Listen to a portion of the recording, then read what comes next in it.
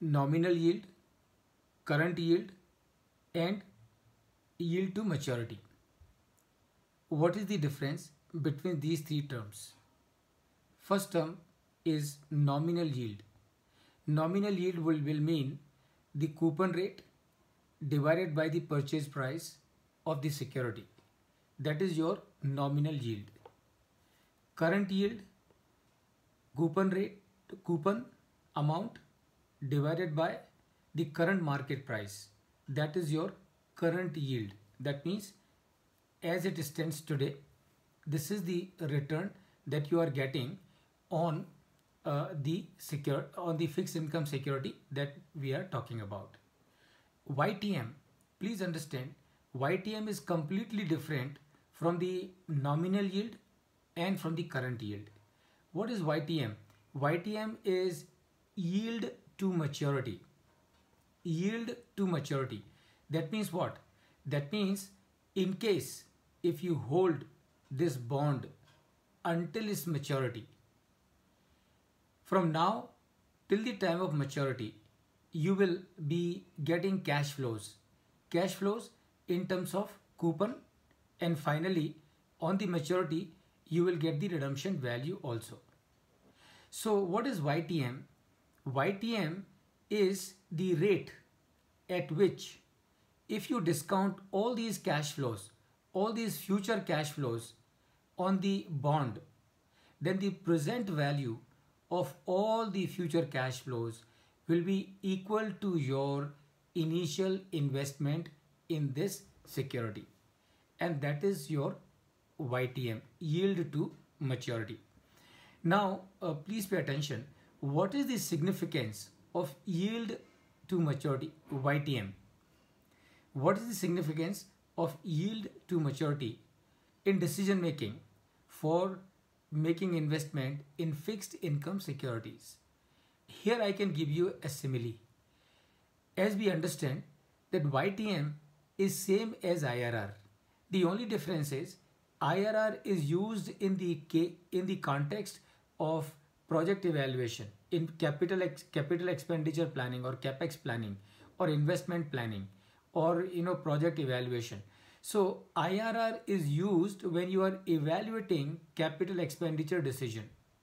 So what you do, you try and find out IRR of a particular project, and then what do you do?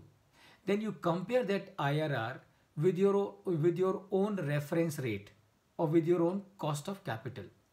So if your cost of capital is, let's say, 15% and the IRR that you are getting is 17%, what will you do? You will take that project and take a decision to go ahead with that project. Why? Because the IRR that you are getting from that project is more than your cost of capital. Same is the case with YTM. So when you are contemplating, and remember, the size of the debt market is more than $100 trillion.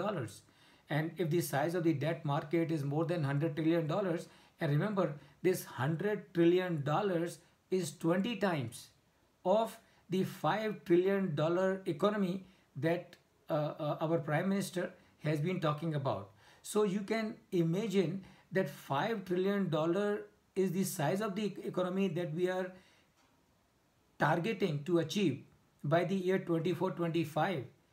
Against that $5 trillion, the size of the debt market globally is already 20 times more, which is more than $100 trillion.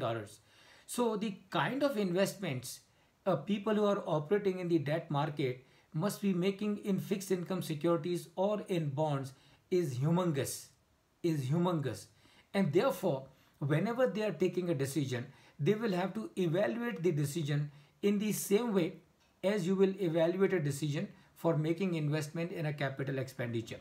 So before you decide to invest your money into a bond or into a fixed income security, what you will do, you will calculate what is going to be the YTM of this, of if I make investment in this fixed income security.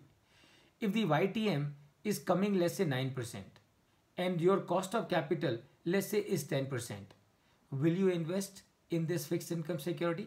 The answer is no, you will not. Why? Because your cost of capital is 10% and this fixed income security is going to give you a return of 9%. That means if you put your money into this fixed income security or into this bond, you are going to suffer a loss of 1%. And obviously that is not a good decision. So this is the significance of YTM. And please understand, and I'm repeating for reinforcing it, that YTM and IRR are the same in nature. The only difference is IRR is used in the context of capital expenditure when you are doing diversification, modernization, when you're creating new facilities, whereas YTM is similar thing which is used in the context when you are contemplating making investment or disinvestment in fixed income securities. This is the difference between the nominal yield, current yield and the YTM, and this also explains what is the significance of YTM in the context of fixed income securities valuations.